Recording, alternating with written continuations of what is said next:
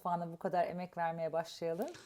40 yıla yakın. 40 yıl. 40 yıla yakın. Peki şimdi 40 yıl sonrasında, şimdi bugün Türk mutfağını nerede görüyorsunuz?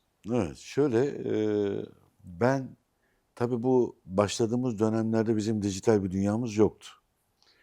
Bir takım organizasyonlarda hep bunları yapardık şeyde. Eee, Çok güzel başlamıştı.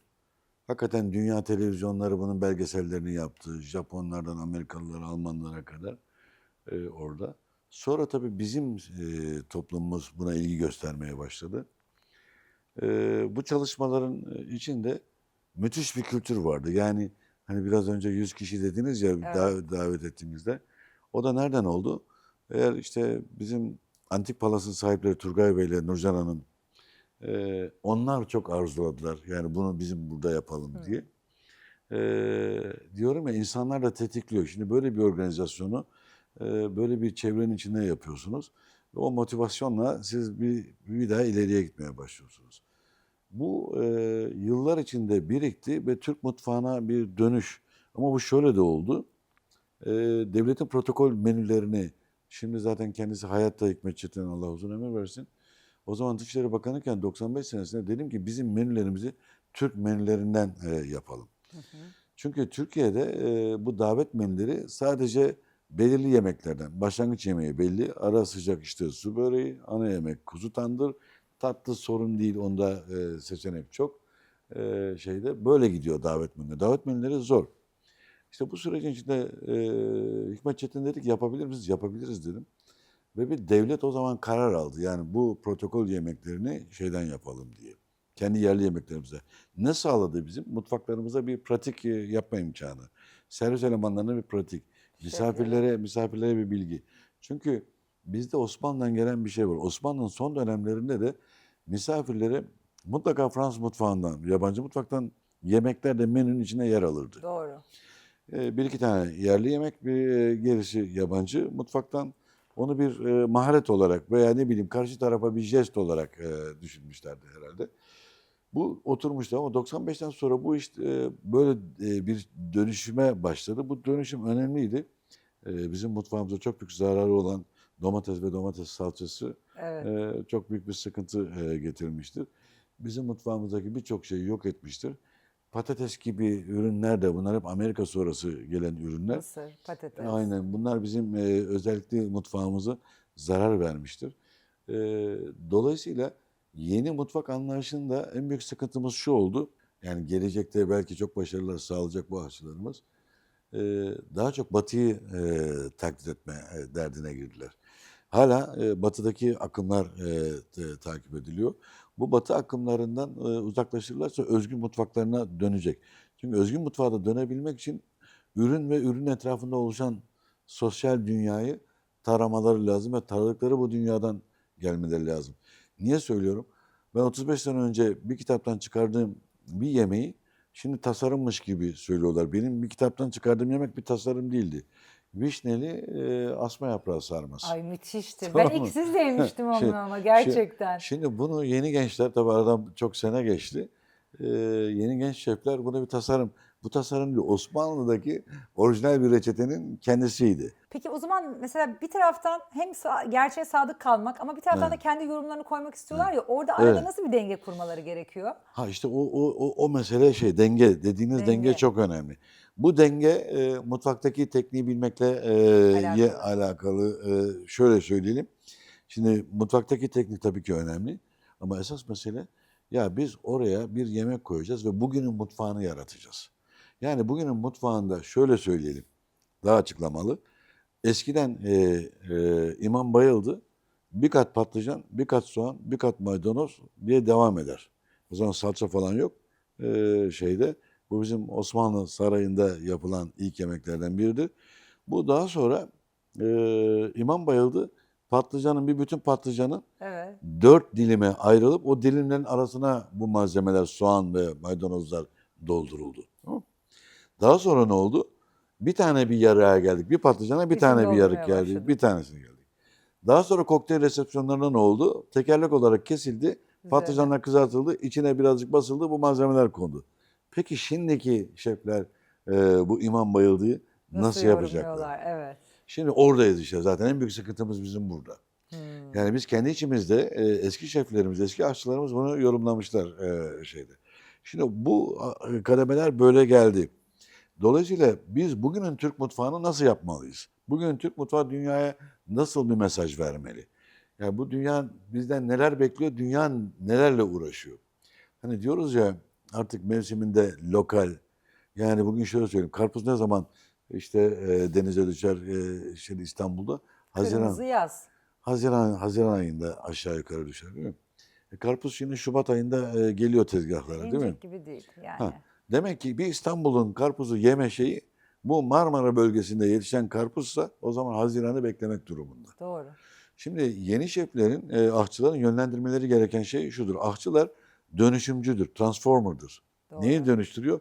Doğadaki bir ürünü size sağlıklı, düzgün, lezzetli, keyifli, huzur veren bir objeye dönüştürüyor. Bir aşçının en büyük sorumluluğu bu değil mi? Bu. En büyük sorumluluğu bu olmalı. Bunlar dönüştürücü ama Evet. bu dönüştürücülüğü yapabilmesi için de sadece aşçı teknikleri yetmiyor. Diğer alanları da bilimsel alanları da taramaları, özellikle ve sağlık ve estetik kültürü çok iyi değerlendirmeleri lazım. Niye söylüyorum? Şimdi mevsiminde diyelim ki bir sebzeyi alıyorsunuz. Mevsiminde olmayan bir ürünle Bir yan araya yana getiriyorsunuz. getiriyorsunuz. Anlatabiliyor muyum? Örtüşmez. Olmaz. Ben her zaman şunu söylemişimdir. Türkiye'de şarapçılığın ilerlemesiyle de ilgili çok şeyler yaptık zamanında.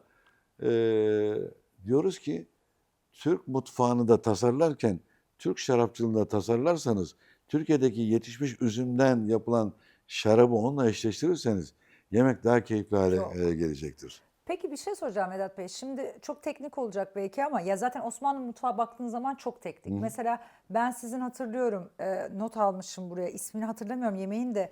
Siz bir zırh kebabı mı? Bir şey böyle o çıkıyor, ördek konuyor, Ha, zarf o mı? şey, Zarflama evet evet, mı? zarflama Za- mazruf kebabı. Mazruf kebabı. Şimdi Tabii. baktığınız zaman Osmanlı'da yemekler zaten 3 saatten aşağı pişen yemek yok. Yok, O tabii, mazrufu zaten size anlattıracağım. O efsane bir şey. Şimdi Evet. bugünün yani şimdi bu kadar teknik, bu kadar işte o ağdalı denilen yöntemlerle pişirilen yemekler.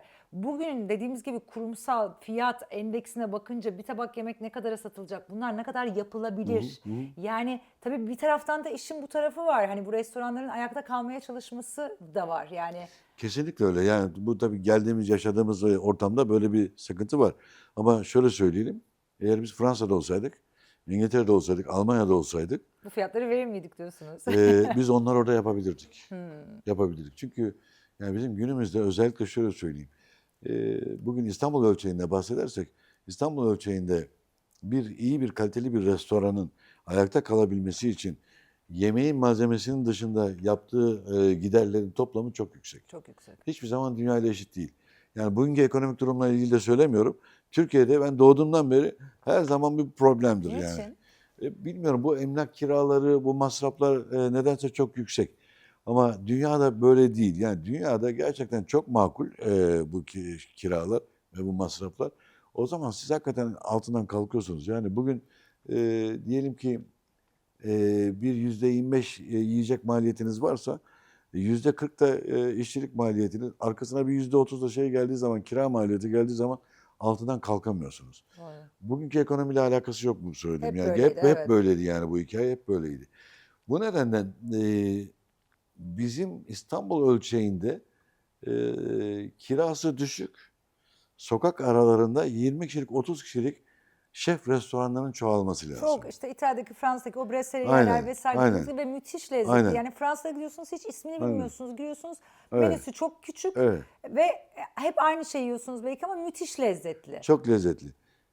Diğer mesele, buralarda bunları yapacaklar ama restorancılık bir holding patronunun kazandığı parayı kazandırmaz. Kazanmayacak. Bizim şeflerimizin anlamadığı bir şey var. Bunu mu hedefliyorlar? Evet, onu hedefliyorlar. Yani niye söylüyorum?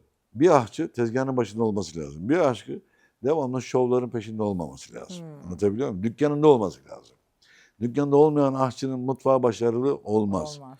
Bizim ülkede daha kendi başarısını sağlamayıp dükkanda durmayan bir sürü şef aşçılarımız var. Dinliyorsunuz değil mi? Bunlar Yani herhalde şeyde- önemli şeyler Vedat Bey'den. Bu niye söylüyorum? Bir yemeği yaptınız, yemeği yedi Akşam işte gece yemek bitti. İşte misafirinizin bulunduğu masaya gidiyorsunuz. Misafirlere orada bir reverans yapıyorsunuz değil mi? Yani gelip bir soruyorsunuz ya nasıl gitti, ne oldu, ne bitti diye şeyde.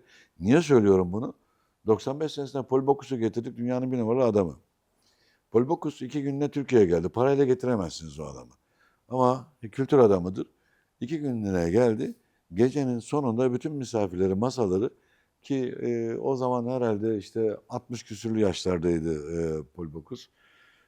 Bütün masalar teker teker gitti. Bilgilerini aldı, bir geri dönüşler aldı, yorumlar aldı. Bu çok önemli bir şey. Şimdi mutfağında göremediğiniz aşçının restoranlarına Vedat Bey, bende şöyle bir anınız var. Yani siz mesela bunu hatırlıyorsunuz da, hatırlıyor musunuz? Benim Armagan'da çalıştığım dönemde yukarıda Nar Restoran'da Vedat evet, Bey yukarıdaydı ve muhteşem bir projeydi. Ve tabii ben her öğlen, akşam, günün her saati narda yemek yemek gibi müthiş bir lüksün içerisindeydim. Muazzam yani, evet, İlber Ortaylı orada, Nurhan evet, Atasoy, evet, yani evet, evet. inanılmaz değil mi? Müthiş Çok güzeldi. zamanlardı. Ve ben sizi çok iyi hatırlıyorum. Tabii biz de restorana kimler geliyor, her zaman bilgi sahibi olmak için ben gelir ve bakardım. Hani Evet. müşterilerimiz var mı Tabii, tabii, vesaire tabii, diye. tabii. Ve bir kere o kadar iyi hatırlıyorum ki siz şöyle bir şey söylediniz. Hani şef ediyorsunuz, hiç aklımdan çıkmaz. Ertesi gün sabah işte gelecek listesine bakıyorsunuz, diyorsunuz ki ha, ben biliyorum bunun geleceğini. Bir spor kulübü başkanı geliyordu. İkinci ligden bir spor kulübü. Siz dediniz ki biliyorum ben bunun geleceğini. Akşam maçlarını seyrettim ki konuşacak mevzum olsun diye. Yani hani siz mutfağı Evet, hazırlamak, ekibinizi evet. hazırlamak haricinde gelen müşterilere de hazırlık yapıp Kesinlikle. böyle bir şeftiniz. Yani bu çok Kesinlikle öyle. kıymetli bir şey ve her zaman söylerim ya, hazırlık, yani hazırlık kadar önemli olan bir şey yok lükste. Yani lüks Kesinlikle. demekten değil, yani bu bir lüks ya da adını ne koyarsanız, ama hizmette, iyi bir hizmette hazırlık olmadan bence hiçbir şey olmaz. Kesinlikle olmaz. Şöyle söyleyeyim. Biz dünyanın büyük önemli insanlardan çok servis ettik. Beyaz Sarayı'ndan, Evet. Clinton'dan, Bush'lara, işte bizim kendi başbakanlarımıza, cumhurbaşkanlarımıza, bütün Avrupa'daki kraliçeye dahil hepsine yaptık. Ne yaptık biliyor musun bunları? Ya bunların vakitleri çok sınırlıdır biliyorsun Evet. şeyde. Bunlar her zaman bizi minimum yarım saat dinlediler. Biz size bugün bunu hazırladık. Bunları yapıyoruz. Aklınızda bunlar olsun. Siz misafirlerinize konuşurken, misafirler size bir şey sorarken siz konudan haberdar olun diye. Biz bu insanlara yaptık. Şimdiki Cumhurbaşkanımıza da hep yapmışızdır yıllar içinde orada. O da Çok dinlerdi. önemli. O da dinlerdi şeyde. Çünkü davet ettiği misafirin hangi ülke ise o ülkeyle bizim ülkemizin gastronomik kültür ilişkisini de notlarını çıkarırız. Bizim kendi şeyimize, protokolümüze ve karşı protokole de aktarırız bunları. Yani bu konular yemek son derece önemlidir. Çünkü e, yemeğin getirmiş olduğu kültürün e, duvarları yıktığını biz hep görmüşüzdür. Çünkü çok düşman ülkelerle de aynı sofralara hizmet etmişizdir. Bu sofralarda da politikacılar sofraya geldiği zaman şey biter. Politika biter, artık bundan sonra kültür başlar. O nedenle siz misafirinizin kim olduğunu öğrenmek durumundasınız. Neden hoşlanıyor, neden hoşlanmıyor bunu bilmek durumundasınız. O ikramı yaparken o değerleri sunmak durumundasınız ki bunu Osmanlı da zamanında yapmış. Yani problemli bir elçi geldiği zaman elçiye hakikaten böyle öyle bir görüntü verirler ki Çanakkale kapışması diye bir şey vardır. Yemek biter, bütün Yeniçeriler o çanaklara saldırır, o tombak şeylere, sahanlara saldırırlar ki karşı tarafa bir gövde gösterisi yapılır. Tam tersi de yapılır bunun. Çok naif bir organizasyon da yapılır. Bu nedenle bizim aşçılarımızın e, restoranda servisin sorumlusu olduklarının farkında olmaları lazım. Ya ben yemeği yaptım, eleman aldı gitti bunu mesela böyle Değil. bir şey yok. Değil. Yani %100. Bizde en büyük problem aşçılarımızın restoran işletmeciliğinden Ben sizin haberleri yok. yemeği yerken gözünüzle seyrettiğini ve yüzündeki ifadeden yemekle ilgili bir Hı. şey olup onu sorup da bir gidin bakın, bir şey mi var, yemekte bir sıkıntı mı var Kesin, dediğinizi çok defalarca kesin. görmüşümdür. O Evet. tabakta eğer bir şey kalmışsa, niye Tabii kalmışsa tabii. hesabını mutlaka sormamız lazım. Yani başında olmazsanız bu işin keyfini çıkaramazsınız ve ilerleyemezsiniz. Ben bir lüksü kavram olarak şöyle değerlendiriyorum. Hizmeti ihtiyacı olan insana hissettiği kadarını vermek durumundasınız. Yani bu da şudur. Hakikaten yani bazen bir şey yaparsınız, gelen misafir onun farkında olmaz onun değeri. Doğru. Dolayısıyla onun da anlayacağı bir değeri yapmak lazım. Yani lüks sadece kaliteli bir ürün anlamında Değil. değil. Yani zorlanmış bir tasarım anlamında Değil. değil. Dolayısıyla gerçekten sunduğunuz bir hizmeti karşı tarafın hak etmesi önemli. Ben hiçbir zaman hizmete lüks olarak bakmadım.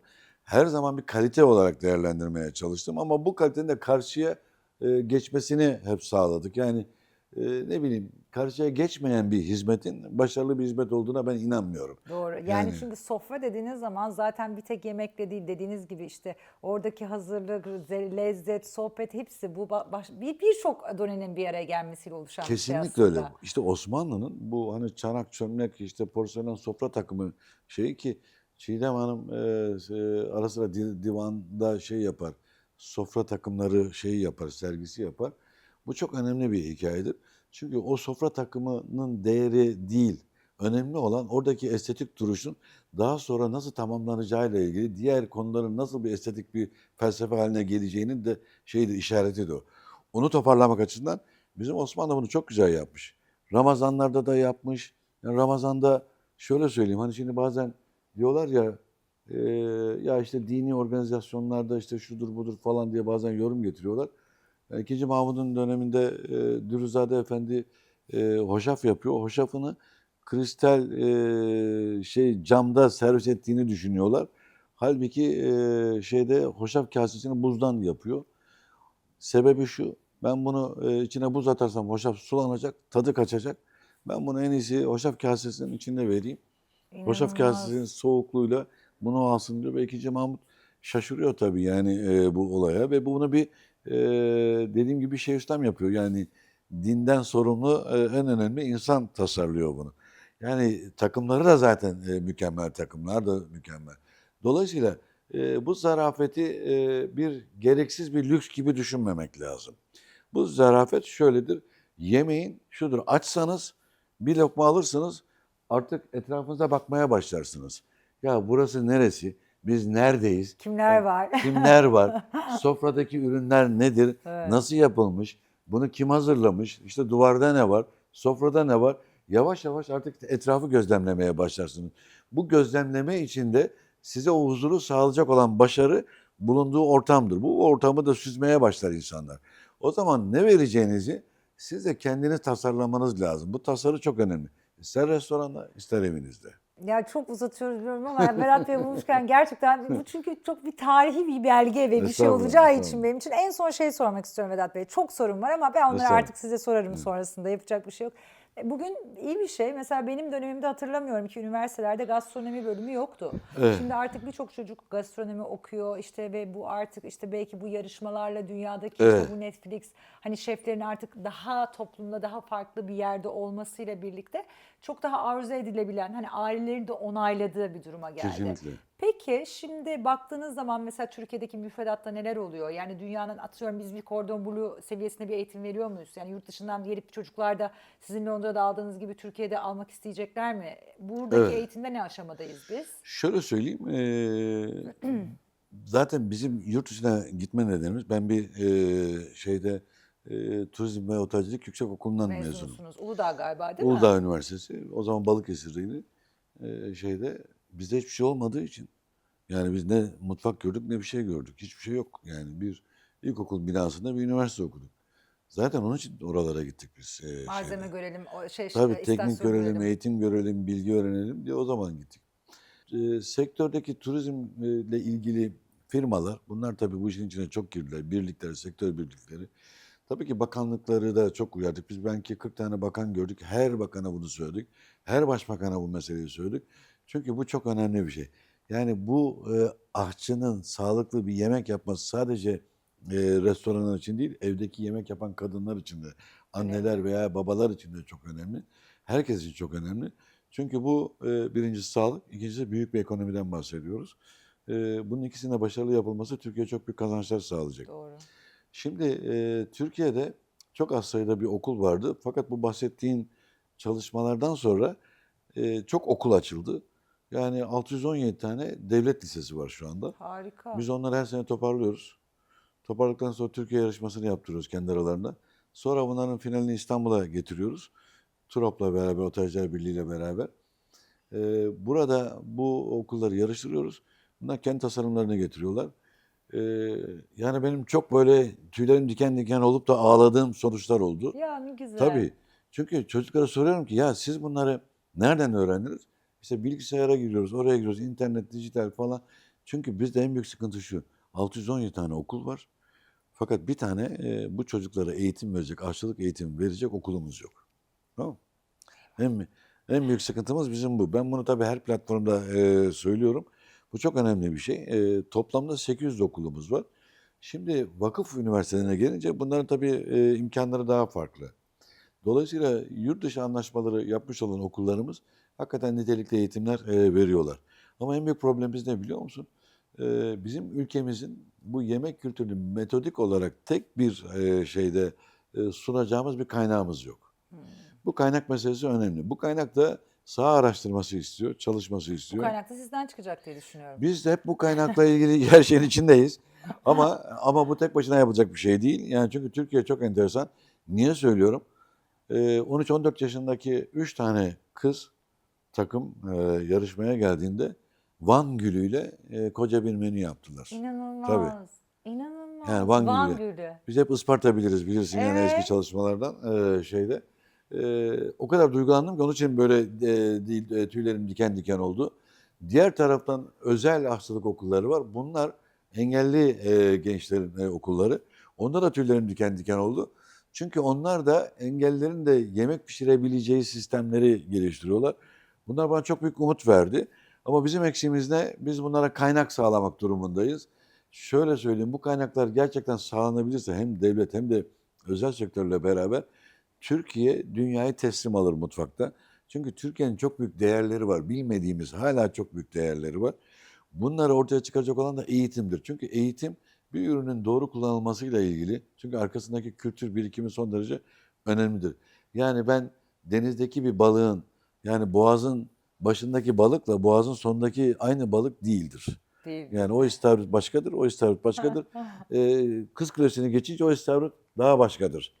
Dolayısıyla bu bilgileri paylaşabilmek lazım. Yani yeni aşçıların hakikaten bu mutfak kültürünün detaylı bir botanikçi gibi, bir hayvan bilimci gibi, bir ziraatçı gibi, bir ressam gibi, bir sosyolog gibi, bir felsefeci gibi bunların içine girmesi lazım. Çünkü şöyle yaşanan dünyanın görüntüsü sofralara geldi. Sofralardan tekrardan oraya gidiyor. Orada tekrardan rafinasyon oluyor. O rafinasyon tekrar sofralara giriyor. Aşçılar bu mekanizmanın içindeki en önemli dönüştürücüler. Bu sanatı bir yere getirmek durumundalar. Dolayısıyla bizim yeni sistemin içinde bu araştırma meselesi, geliştirme meselesi son Önemli. derece önemli. Çünkü niye söylüyorum? Hazır araştırmalar bizim kültürümüz değil. Biz bugüne kadar dünyadaki Batı literatürüyle kendimizi aldık. Halbuki biz burada doğduk, buranın kültürüyle büyüdük. Buranın bir ağırlama kültürü var. Bu ağırlama kültürünü dışarıdan aldığımız metotlarla yapmamalıyız. Kendi metotlarımızla yapmalıyız. Onun için mutfak bizde çok önemli. Bu okulların sayısı çok fazla ama dediğim gibi eğitimcileri yetiştirecek okulların da sayısının artması lazım ve gelişmesi lazım. Bu bilimsel bir alandır. Laboratuvar çalışmaları çok gelişti. Biz şunu söylüyoruz yani food science diye bir hikaye çıktı. Bunu gıda mühendisliği diyorlar. Bu gıda mühendisliği değil. Food science, gıda mühendisliği ve aşçılığı kapsayan iki dalı kapsayan bir şeydir. Daha bununla ilgili bir okulumuz kurulmadı. Yok. Ya Değil mi? inanılmaz. Ya bunlar hepsi yapılması gereken bir Evet, şeyler. yapılacak o da yapılacak Olacak inşallah. değil mi? Ümitliyiz. Ben bu programda biliyor musunuz? Burada herkesin gelip de böyle şu olsun bu olsun istedikten sonra şey diyorum. Sinan biliyor musun ne oldu? İnanıyorum. Burada hani ve istenilen bir şeyin ortaya çıktığını. Çünkü siz anlatırken ben de müthiş coşkuyla olsun diyorum falan. Böyle bir program İnşallah oldu. olacak, inşallah olacak. Gerçekten olacak. Yani çok gönüllü insanımız var. Bu çok önemli. İnşallah bu olacak. Türkiye bunun farkına vardı. Devlet de bunun farkına vardı. Yeter ki biraz daha böyle emeğimizi hazırlayalım. Şuna bakalım.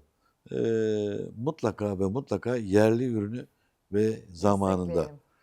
Evet, Yerli ve zamanında çok zamanında. önemli. Yani bunu Zamanında. belki bilmedikleri için de yani yeni neslinin bundan çok fazla haberi yok. Yani Yok mesela evet. ben şimdi yeşil salatalık kışın yemem. Yani Evet. mümkün değil. Çok güzel görüyorum marketlerde Evet. ama yok elim gitmiyor. Çünkü biliyorum ne isterse Çengelköy olsun ne olursa Ne olsun olursa onun olsun. mevsiminin olmadığını biliyorum. Bir de Aynen. ben gerçekten onu özlemek istiyorum ve onu yazla kafamda birleştirmek istiyorum. Kesinlikle öyle.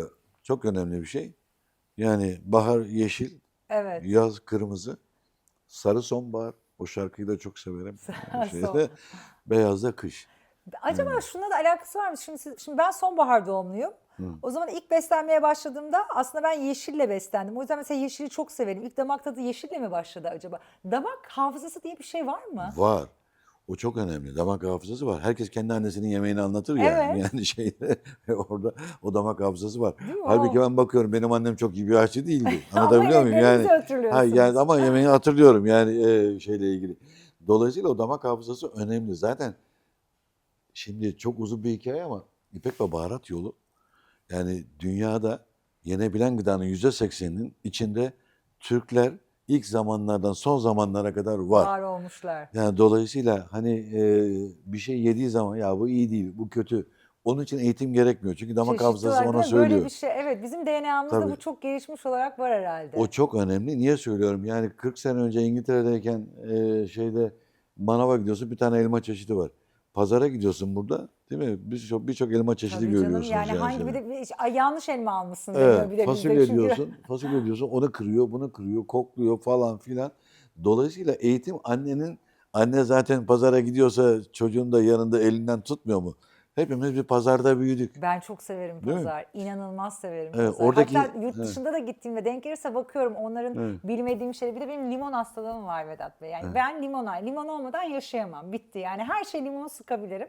O yüzden bir de her gittiğim yerden limon toplama şeyim var, Süper. huyum var. Yani Tamam. çünkü mesela en son Portekiz'den çok komik olacak bu ama Evet. Portekiz'deki limon acayip bir güzel çıktı. Niye bilmiyorum. Nereden geliyor acaba Portekiz'e o limon? Olabilir. Şimdi yani bu tabii hep uzak doğudan geliyor ama mesela Zanzibar'daki limon panzehir diye anılır şeyde. Zanzibar'da da evet O, güzeldi. o güzeldir şeyde. Şimdi biz Didim'de bir proje yaptığımız için Didim'in 7 veren limonu var kalın kabuk. O da enteresan bir şey. Şimdi bunlar tabii dediğim gibi ticari bir alan bulamıyorlar. Çünkü çok fazla yetişmiyor. Ama diyorum ya yerinde zamanında bulursanız kaçırmayın. Kaçırmıyor. Kısa sorularla geleceğim size. Bir şey söyleyeceğim. Bir cümle kuracağım. Siz gerisini tamamlayacaksınız. Peki. İyi bir şef. Vicdanlı. Vicdanlı olmalıdır. Güzel. Bir şefin asla yapmaması gereken Yemeyeceği şeyi vermemeli. sunmamalı. Peki. Bir yemeği gerçekten unutulmaz yapan şey Ee, Bir yemeği unutulmaz yapan şey içindeki ruhudur. ruhu mudur? Evet. Ben bunu hazırlarken bu soruya ne cevap verdim biliyor musun? Konudan çünkü ben bir Ha? şef değilim. Kimle yendiğidir dedim. Ha, yok ben yemeğin ruhu önemli bir şey. Çünkü yemeğin içindeki malzeme anlatır, konuşur. Ruhu. Evet, konuşan yemektir Tabii ya yani bir şeyde. şef böyle cevap verir. Evet. Pahalı bir yemekle değerli bir yemek arasındaki fark. Şöyle söyleyeyim, sadece bence oradaki ödediğiniz paradır yani. Öyle mi? Yani niye söylüyorum? Pahalı yemek de değerli olabilir. Değerli yemek zaten değerliyse değerlidir ama pahalı yemek değersiz olacak anlamında değildir. Ben orada o sadece ödenen paranın fark yarattığını düşünüyorum. Peki. Tamam. Peki lüks bir sofra benim için ... Lüks bir sofra benim için geceyi tamamlamalı. Geceyi tamamlamalı.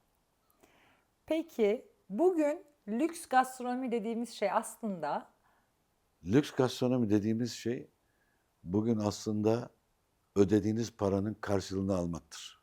peki güzel. Osmanlı'da yemek aslında Fonksiyonel beslenmeli. Topkapı mutfağını özel kılan şey Şöyle eğer dönemsel bakacaksak Topkapı mutfağı bir fiziksel anlamda tanımlayacaksak müthiş bir üretim merkezi. doğru değil mi? Kullanılan Evet, teknik, teknik, istasyonlar, her şey bölümlenme, çalışma bölümü. evet çalışma. Peki Osmanlı mutfağında en çok haksızlık görmüş, gölgede kalan şey. En çok haksızlık görmüş ürün Osmanlı mutfağının e, mevsimindeki yerel, bölgesel değerlerinin e, yeterince anlaşılamamış olması. Anlaşılamaması. İki, Osmanlı mutfağı bir tabiatla insanla tabiatın beraber yaşadığı alanı sunan bir zemindir. Osmanlı mutfağını anlayamadığımız yer burasıdır. Yani niye söylüyorum? Osmanlı mutfağı hiçbir zaman ticari bir format üzerine değil, tamamen bir insanın doğanın içinde insanı değerlendiren bir kültürdür. Sağlığına yönelik bir şey. Tam bir Kesinlikle, beslenme aslında. kesinlikle, Beslemeye yönelik kesinlikle. yani. Mesela yani bugün Fransız mutfağını eğer diğer mutfakları alacaksak beğenesin diye çok katkı konuluyor. Soslar vesaire Soslar, dediğin. tereyağlar, kremalar gibi şeyler gibi. Osmanlı mutfağında Şifa. böyle bir şey yok. Hem şifadır, hem lezzettir, hem de doğanın içinde sizi yaşatan bir şeydir. Yani yediğiniz şey tabak aslında bulunduğunuz zamanı anlatır. Harika. Evet. Peki Türk mutfağının bugün en büyük kaybı? Türk mutfağının en büyük kaybı kendisini bir türlü tanımlayamamış olmasıdır. Peki. Bugünün damak zevki bana göre. Ya çok zor bir soru biliyor musunuz? Yani bir ansiklopedi çıkar yani bunlar. Yaşasın. Vedat Bey'e Yani zor bir soru buldum. şeyde yani bugünün mutfağı bana göre hak ettiğimiz mutfak değil. Bugünün mutfağı. Hak ettiğimiz çünkü niye söylüyorum? Benim gençliğim dahi çok ileriye gitmeye gerek yok. Gençliğimde, çocukluğumda dahi yaşadığım dönemi bugüne karşılaştırınca hak ettiğimiz bir yerde değiliz. Damak zevki olarak evet. Kesinlikle değiliz. Yani ne kullandığımız ürüne saygı gösteriyoruz, ne hazırladığımız insana saygı gösteriyoruz, ne de bu hani sürdürülebilir dediğimiz yani hayatı devam ettirecek olan meseleye saygı gösteriyoruz. Dolayısıyla bana göre değil. Peki en sevdiğiniz yemek? En sevdiğim yemeği dün akşam yedim. Etli asma yaprağı sarması. Ya Şöyle. ya aşk olsun. Etli kuzu. Kuzu Kuzu tabii. mu? Tabii. Peki genç şeflere tek cümlelik nasihatınız ne olurdu?